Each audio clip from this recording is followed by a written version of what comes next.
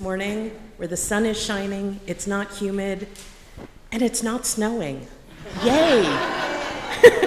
Lots of good things this morning. My name is Julie Marquis, and I've been here for going on a year and a half. And it's been a lovely thing, especially as someone moving here from another state. And I've found as I've been here, I am doing things that I never thought I would, and things that I really enjoy, have found I enjoy. One of which is being up here at the lectern as worship associate on an occasional Sunday. So you just never know what you might discover about yourself when you're here, which is one of the many lovely things about being here. We are so glad that each of you is here today.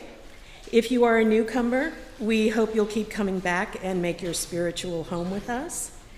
For those who have already made UU Amherst your home, we hope you will continue to challenge yourself to grow and discover opportunities to learn and serve. All are invited to join us after the service for coffee and conversation in the Emerson Room, directly behind this space. Children and youth will leave partway through service to have some multi-age fun and values building, and return for the last song and announcements.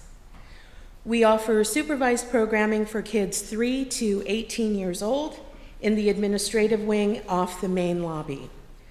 A quiet room for parents and babies is available through the green and growing space at the back of the chapel, and there is a speaker in the adjoining living room space so you can still hear the service.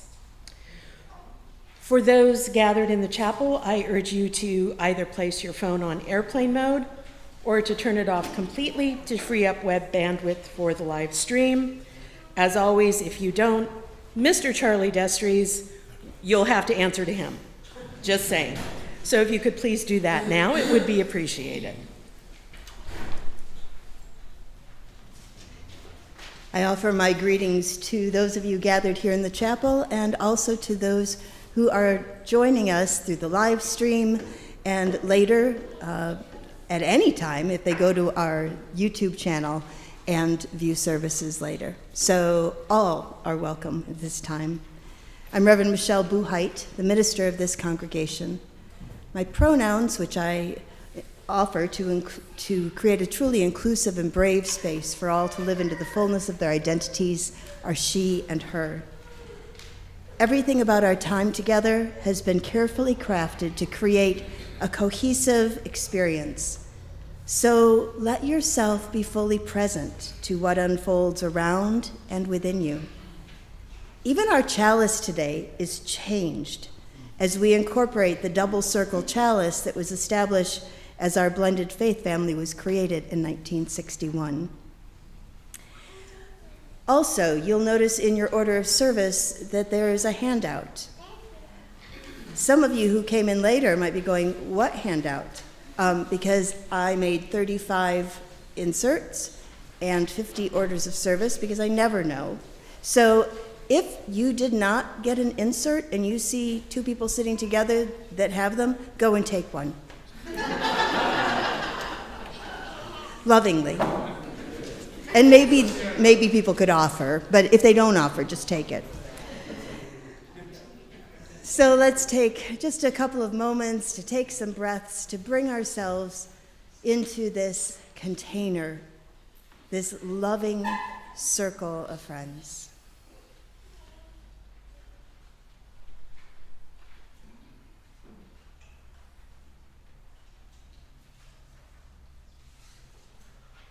Whoever you are, we welcome you. Wherever you come from, we welcome you. Whomever you love, we welcome you. I'm a bass today, so join me if you will. It starts out with whoever you are. Whoever you are, we welcome you. We welcome you. Wherever you come from, wherever you come from, we welcome you. Whomever you love, we welcome you. You are truly welcome.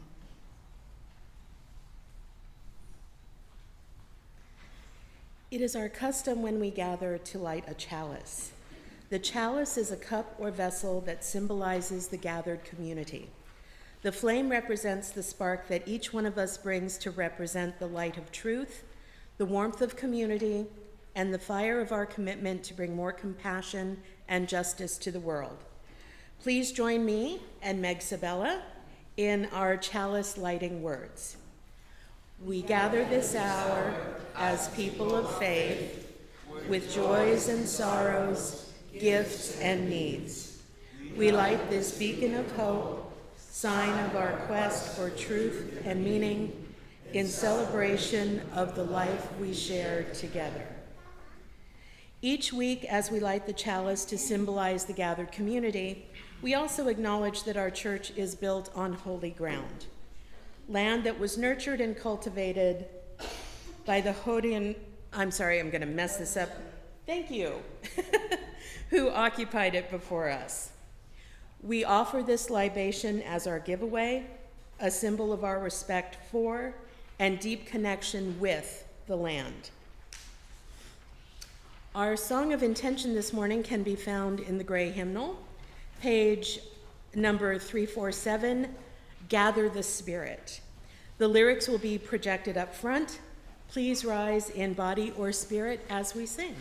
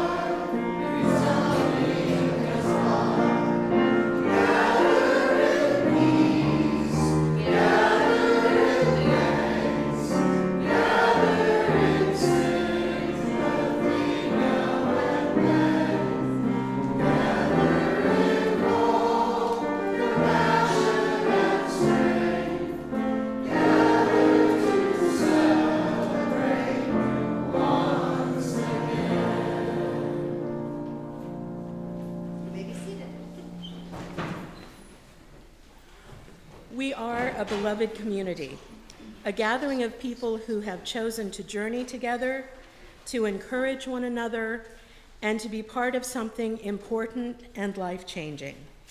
Because we aspire to be such a people, we make bold promises about how we will be with one another.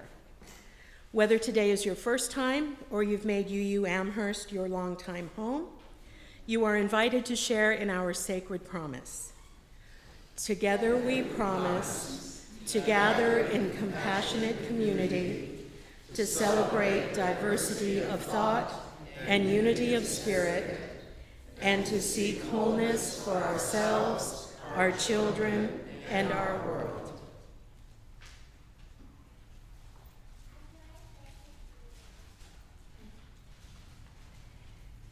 Each week, we bring our whole selves into this circle of love.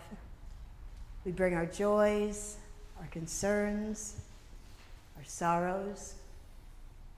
And the table where we gather is at the center, at the heart of this community. We participate, you are invited to participate in a rite of belonging, of trusting, of being vulnerable. I invite you to come forward as you wish and to place a stone or a shell on the table labyrinth that symbolizes all that you bring today. And as you come forward with your own joys, concerns, and sorrows, expand that loving heart to all those who will be coming up with you, and also with those who might wish that they felt comfortable coming forward, but will remain seated. Because that's what being a community is all about. That radical inclusion and hospitality. So come forward as you will.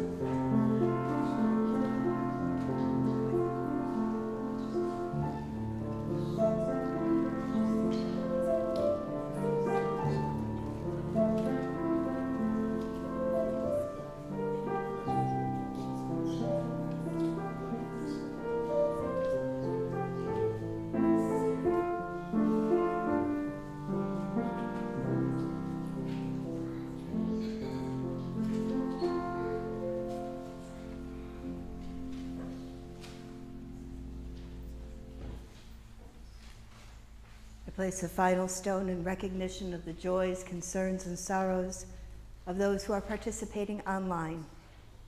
You are embraced by this community.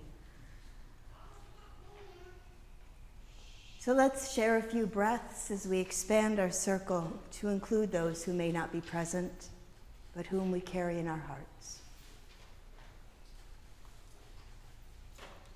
We bring into our circle of love and care those who are ill,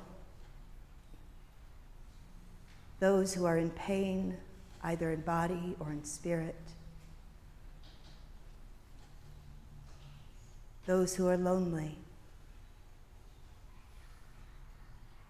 those who are overwhelmed and feeling lost,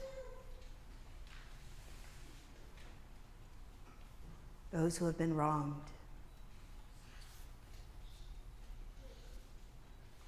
We are part of a web of life that makes us one with all humanity, one with all the universe.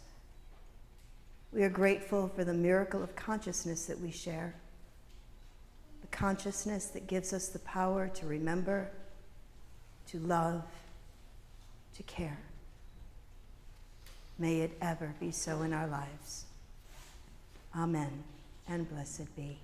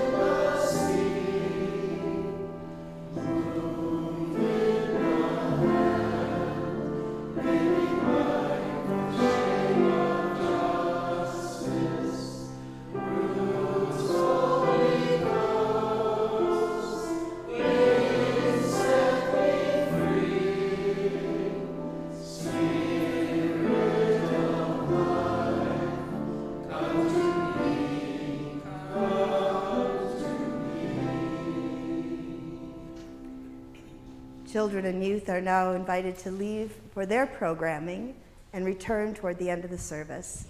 And so we are going to sing them to their activities. Go with love, our hearts go with you. Go in joy, our hopes go too. Learn in love and grow in wisdom. Shine your light in all you do.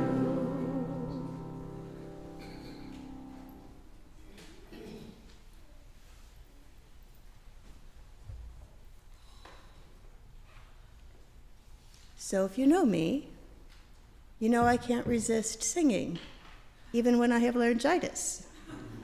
And so you're stuck with what's left of my voice for the rest of the time. A little scratchy. Yeah.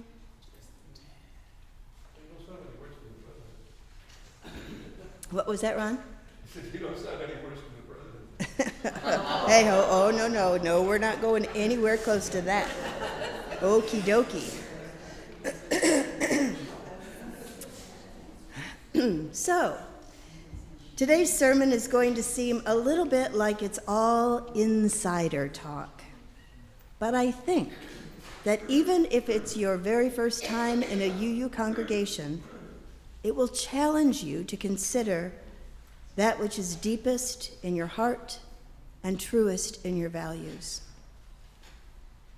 Let me begin by saying that I do not claim to have any, much less all, of the answers.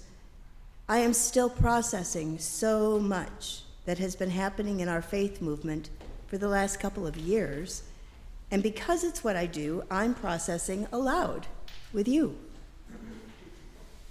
Something promising and hard has been happening in our faith for the last several years, and it reached, if not its culmination, at least a fork in the road last week. Something ended and something was begun.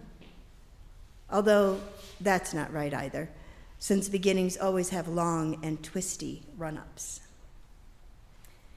There have been lines drawn in the sand that we may not be able to erase or even move back from. Congregations and religious professionals are hurting, and none of us are at our best when we are in pain. Some feel the pain so keenly that they have moved away, while others feel they have been driven away. There is pain that must be acknowledged, or it will never be healed. That's accountability, and I'll talk more about that a little later. You should know that I'm going to try to condense into about 20 minutes 2 millennia of liberal religious thought and how that impacts who we were a week ago and who we have the opportunity to become. And I will note that this is why I fully write out my sermons, so I can be faithful to the time allotted and not keep you here until sundown. As tempted as I am to begin at the dawn of the Common Era, I'm going to focus on our much more recent past. Let me just say that Unitarianism and Universalism began as early expressions of Christianity. Both were deemed to be dangerous heresies, punishable by death. Both were driven underground for about 1,200 years and reemerged during the Protestant Reformation, and then each found their stride to make a heaven on earth through social reform. By the mid-20th century, Universalism had shrunk to about 50,000 souls. At one point in American history, it was thought that Universalism would become the predominant religion in America. Quite a shift in a couple hundred years. And although Unitarianism looked to be hitting its stride as it embraced humanism and was busily planting new fellowships in college towns across the nation, it did not have a clear message as a faith movement. The youth of the two denominations, because at that time they were still denominations within Christianity, the youth had begun to realize that young religious liberals needed a community that could integrate head, heart, and hands, reason, reverence, and service. So, in 1954, the youth paved the way for the merger to come. And in 1961, the adults followed suit, and Unitarian Universalism was born.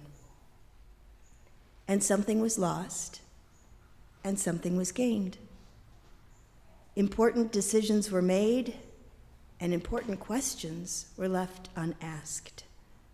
Selling buildings and consolidating resources appeared to answer the question of how to come together, yet the deeper question of how to integrate different priorities and worldviews was left not only unanswered, but unasked. Who were these newly minted Unitarian Universalists? What did our name even mean and call us to become? Why was our message important to the world? At the merger, 6 principles were devised as a covenant for the newly married Unitarians and Universalists. As I read them aloud, notice how they are clearly promises between 2 distinct groups as they came together, like they're lined up getting ready for their first dance. The promises or covenants are transactional, a set of agreements for how to move forward together. The 1961 promises begin with this preamble. In accordance with these corporate purposes, the members of the Unitarian Universalist Association, dedicated to the principles of a free faith, unite in seeking, and then there are 6, to strengthen one another in a free and disciplined search for truth as the foundation of our religious fellowship, to cherish and spread the universal truths taught by the great prophets and teachers of humanity in every age and tradition, immemorially summarized in the Judeo-Christian heritage as love to God and love to man, to affirm, defend, and promote the supreme worth of every human personality, the dignity of man, and the use of the democratic method in human relationships, to implement our vision of one world by striving for a world community founded on ideals of brotherhood, justice, and peace, to serve the needs of member churches and fellowships, to organize new churches and fellowships, and to extend and strengthen liberal religion. And finally, to encourage cooperation with men of goodwill in every land. Okay.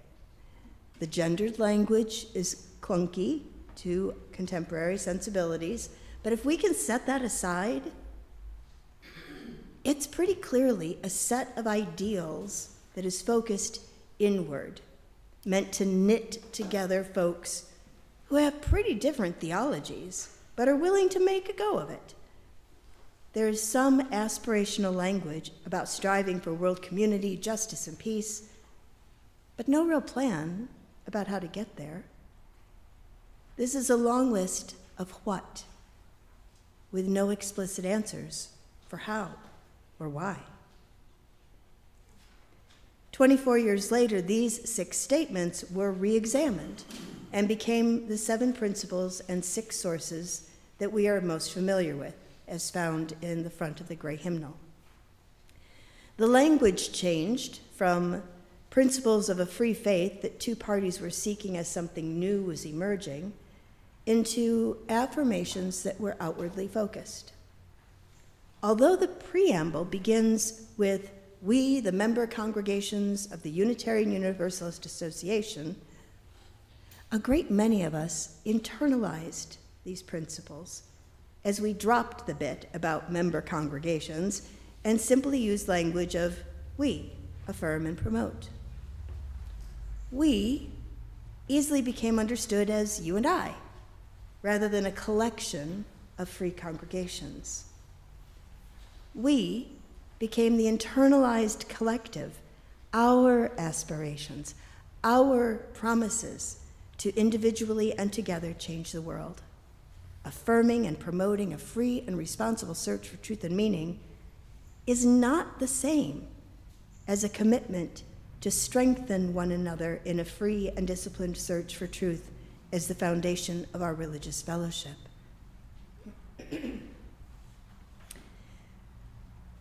So I had to make a handout for you because there are a lot of words to keep track of, especially when I'm pulling at different threads of this tapestry across over 100 years. So earlier I made the announcement that if you weren't one of the first 35 people to get an order of service, you may not have a handout. So if there are folks who are coupled who would be willing to share one of theirs, kind of wave it in the air, and if you don't have one, just come and take it. It's like fishing. I don't know what that analogy even means, but yeah, if you need one, don't be shy. This is community, right? This is what we do. Okay.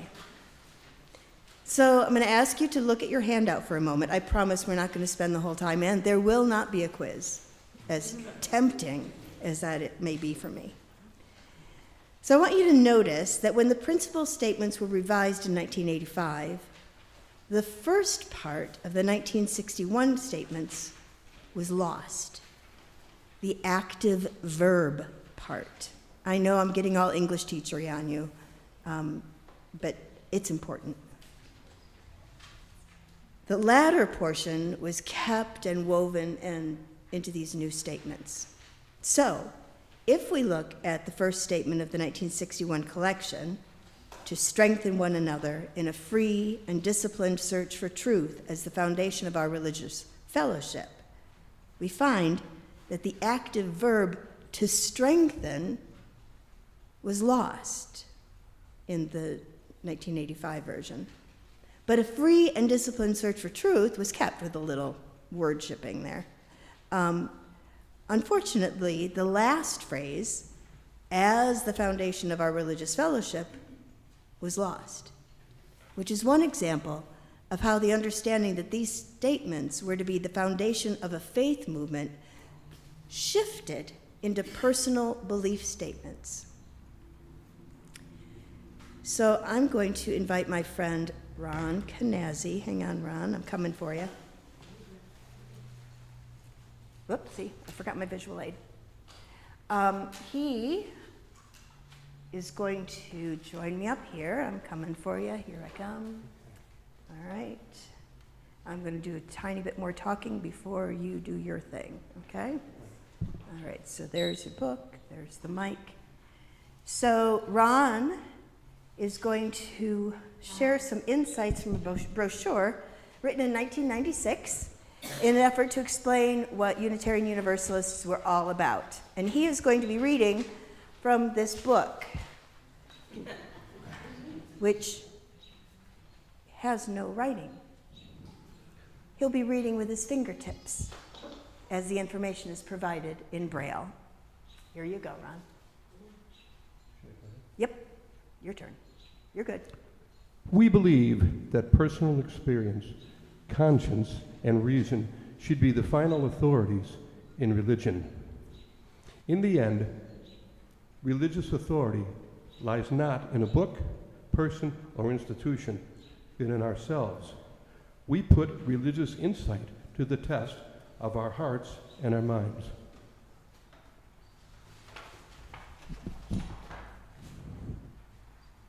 We believe that religious wisdom is ever-changing. Human understanding of life and death, the world and its mysteries, is never final. Revelation is continuous. We celebrate unfolding truths known to teachers, prophets, and sages throughout the ages. We affirm the worth of all persons. We believe people should be encouraged to think for themselves. We know people differ in their opinions, choices, and affections, and we believe these differences generally should be honored. Thank you very much, Ron. I'm going to lead you back to your chair, okay? Okay, and we're going to do the fancy turn. There's Kim. Thank you very, very much. Yes, you can do that.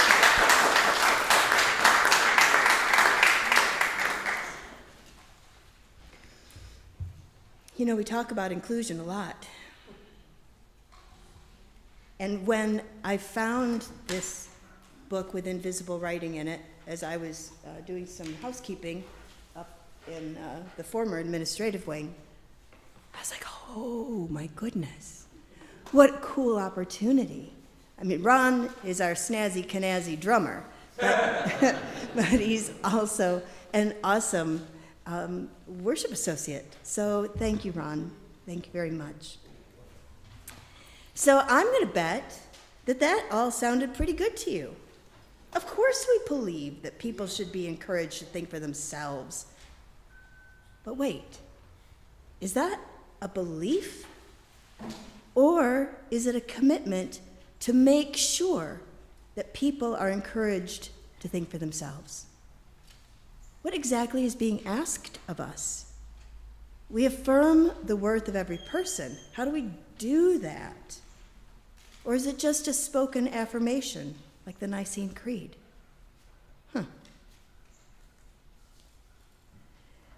We have moved from a series of action verbs in 1961 to strengthen, to cherish, to affirm, defend, and promote, to implement, to serve, and to encourage, to a series of affirmations in 1985.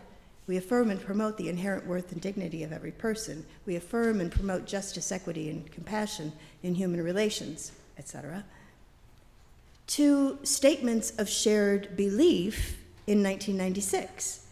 We believe that personal experience, conscience, and reason should be the final authorities in religion.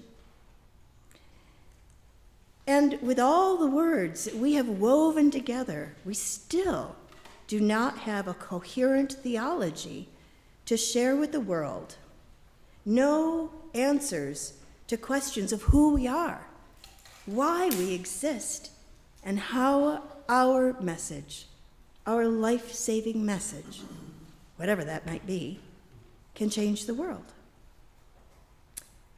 And that brings me to last week, when the General Assembly, the delegates representing UU congregations across the world, voted to adopt a revision to Article 2 of the bylaws of the Unitarian Universalist Association, what we have known as the Principles and Sources, in the front of the gray hymnal. The statements that began as action items for a newly formed faith community in 1961, and then became personal affirmations and projections on the world in 1985, and were later embodied as beliefs, but with no articulated theological foundation for those beliefs. Everyone take a deep breath. There have been so many words, and I'm not done yet. She says with glee. So what exactly did the delegates vote on last week? Some might cheerily say, jet pig! Others might point to the image of a flower with words in each petal. Still others might raise a gray hymnal and proclaim, our heritage. And they'd all be right. And they'd all be wrong? Oh, Michelle. So let's take this a step at a time. We'll start with the flower, an artist's interpretation of value words etched on each petal, with love at the center. The first letters of the words, justice, equity, transformation, pluralism, interdependence, and generosity, spell jet pig, which is a handy mnemonic device to remember the words, and by extension, its mascot. Every religion needs a mascot, right? So, congregational delegates voted in a supermajority to adopt the new iteration of our Unitarian Universalist values. They did not vote to abolish the previous iteration, or iterations, as we've discovered.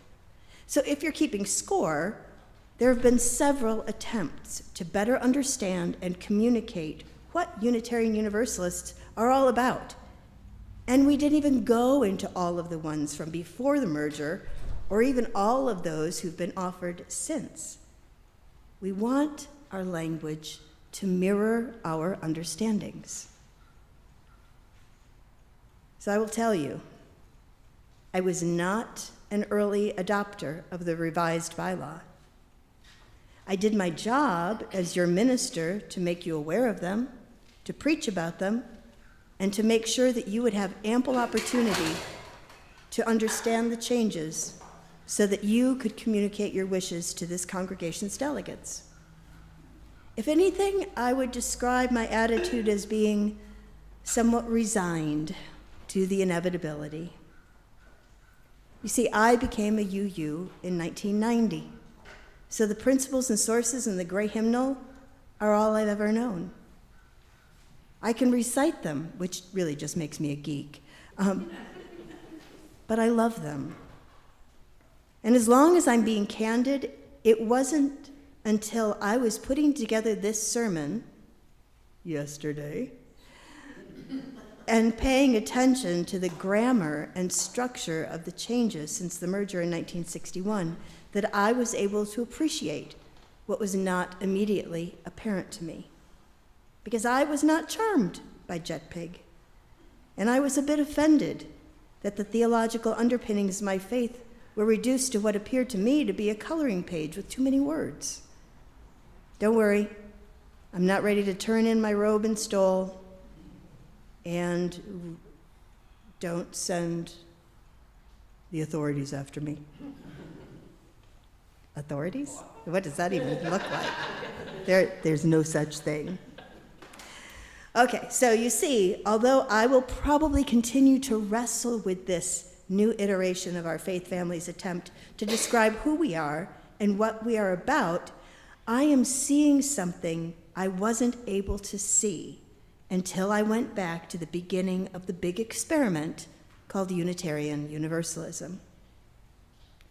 So remember those action words from the Covenant of 1961? I promised you there wouldn't be a quiz, it's okay. To reunite in seeking, to strengthen, to cherish, to affirm, defend, and promote, to implement, to serve, to encourage. The thing that was missing in that first covenant of our blended faith family was an action plan, a how, and a theological center, a why. So using our criteria of what, how, and why, I just want to see how this new model stands up. And for those of you that have handouts, you'll be able to see, it's very tiny writing, I apologize, but you'll be able to see some of these words. It's underneath the flowery thing. So using our criteria, what, how, and why, what? Justice. How? We work. What? Generosity. How? we cultivate. What? Pluralism. How? We celebrate. What? Interdependence. How? We honor. What? Equity. How? We declare. What? Transformation. How? We adapt. And at the center, love as the power that holds us together, our theological center, our why. Why do we gather? Why do we commit ourselves to this faith? Because love is the power that holds us together and is at the center of our shared values. We are accountable to one another for doing the work of living our shared values through the spiritual discipline of love. All these years later, we are still facing one another, preparing to dance. Some of us are mourning what feels like the loss of beloved words and ideas, while others are eager to dive into the possibility of the new. And of course, there are a number of us who are wondering what the big fuss is all about. So here's my hope: that we make room in our hearts for one another's journeys, and that we can be patient with ourselves and each other. That we trust the love that enfolds us and challenges us. That we fearlessly demand that our faith be able to answer humanity's big questions of what, how, why. Then we can courageously move forward as a people and ask, who? Who will do the work? We will, as we covenant together to do the work that love calls us to do. Deep breath. Our song and response is found in the gray hymnal, Come Thou Fount. As you sing, I hope you'll recognize that fount of blessing, vision, and inspiration to be the power that holds us together and is at the center of our shared values. I invite you to rise and bow to your spirit as we sing.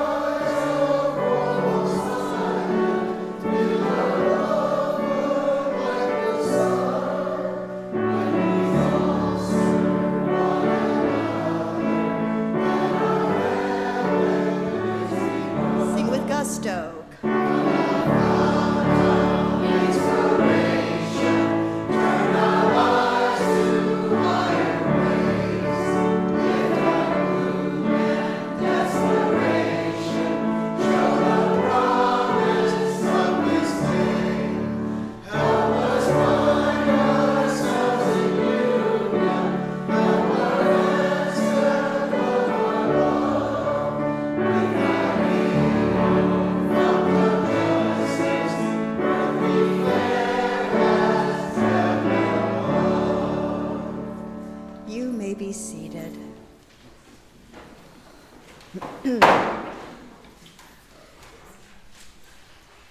Making a time in our service for an offering of gifts and pledges is an act of faith.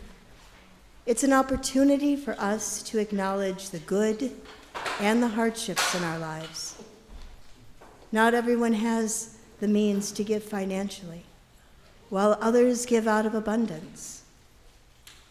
We might make a point to give while we were here at church, or we might give it other ways, checks in the mail, automatic bank deductions, texting your gift to the number on the screen.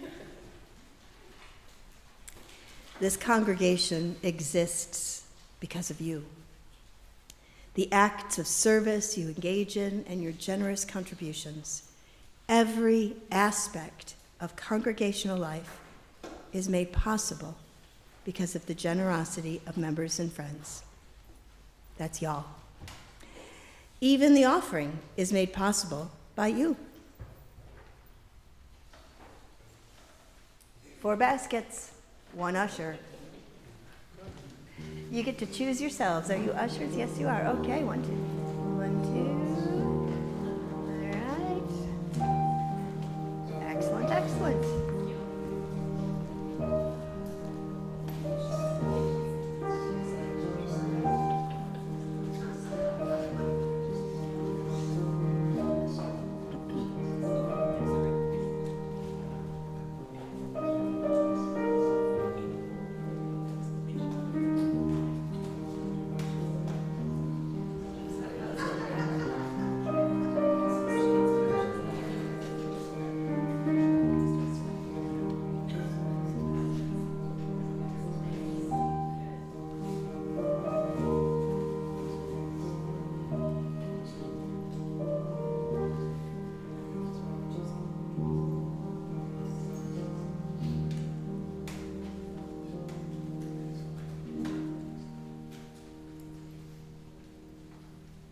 Thank you for the many ways you contribute to this congregation.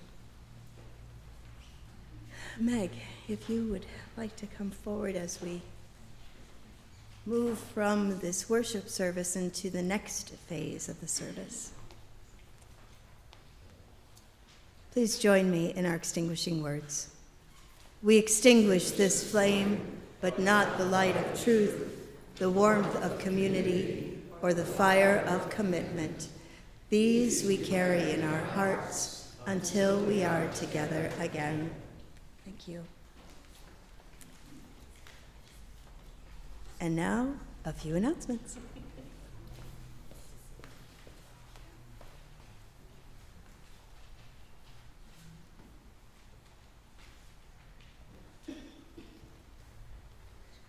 As our service draws to an end, our service to the world is ready to begin. Let me tell you about some of the opportunities to connect and serve in the days to come. All are invited to coffee and conversation in the Emerson room directly following the service. You can go through either set of the double doors at the back of the chapel and smell the coffee. We all need coffee, or caffeine of some kind. Our next Living Green Insight speaker series is scheduled for Tuesday, July 9th at 7 p.m., where someone from the Toole Library will share their thoughts with us. This is a great way to invite friends and colleagues to experience a little bit of what is important to us as UUs without asking them to commit to a Sunday morning. The Insight Speaker Series is sponsored by the Living Green Festival team as we prepare the community for our big event on September 28th and to take our place as a faith that is committed to green justice. Reverend Michelle will be out of the office and pulpit for the next 2 weeks as she does a happy dance and she takes a little study leave and vacation time. Next week will be a multi-generational service, meaning that children and youth will stay with us as storyteller Lorna Charnoda shares some thoughts about the angels among us. The following week, we'll hear again from local author and frequent guest speaker here, John Snodgrass. Plan to attend each of these services. Help wanted. This congregation only works when we all take our part in making it work. Did you know that Reverend Michelle is the only full-time staff person? I didn't. Our administrator is half-time. Our bookkeeper is quarter-time, and our Director of Faith Development falls somewhere in between. We have a very part-time child care provider. Our tech guy is part of a twofer with Reverend Michelle. Thank you, Les.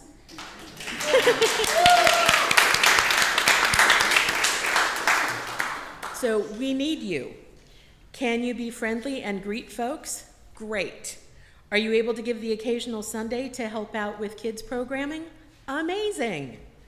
Can you help at the end of coffee hour to make sure all is cleaned up and ready for other programming during the week? Hooray! Especially the cleaning part. Not, if you can do that, that really is great. We need all of us to take part in some part of congregational life. Please don't ignore the clipboards in the Emerson room during coffee hour. As always, please see the church newsletter, The Forward, for information regarding upcoming services and events. Will, that's a mysterious sound, angels or something. Will there be tickets on sale for the barbecue during coffee hour from pantry people? Do we know? Maybe. There might be tickets on sale for a fabulous barbecue in July that will be super fun and support the pantry. And I don't know any. It's on the back of the service. And it's on the back of the service program thingy. Perfect. Okay, your turn. And now please rise in body or spirit as we sing our closing blessing. And please remain standing afterward for the benediction.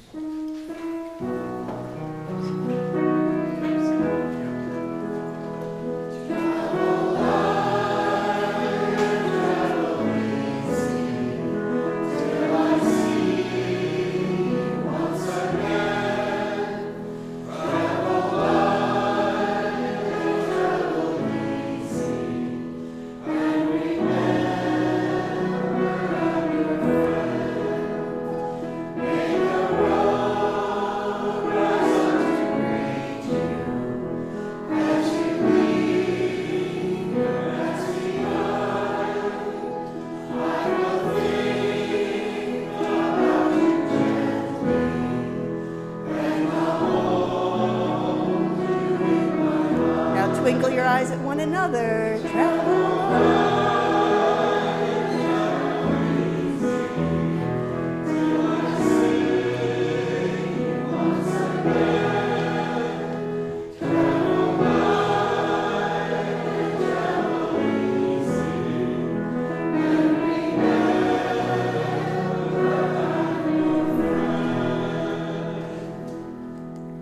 Our blessing today comes from the poet Mary Oliver, who I was supposed to do a service today about all of her poetry, so here's your one. To live in this world, you must be able to do three things: to love what is mortal, to hold it against your bones, knowing your own life depends on it, and when the time comes, to let it go. To let it go. Go in peace.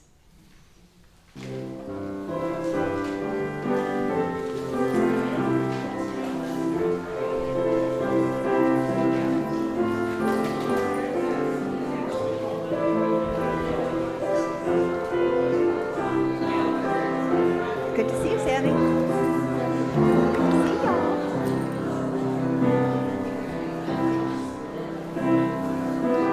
Careful you don't trip on your strap there. It's very perilously close to your feet. That's the mom in me.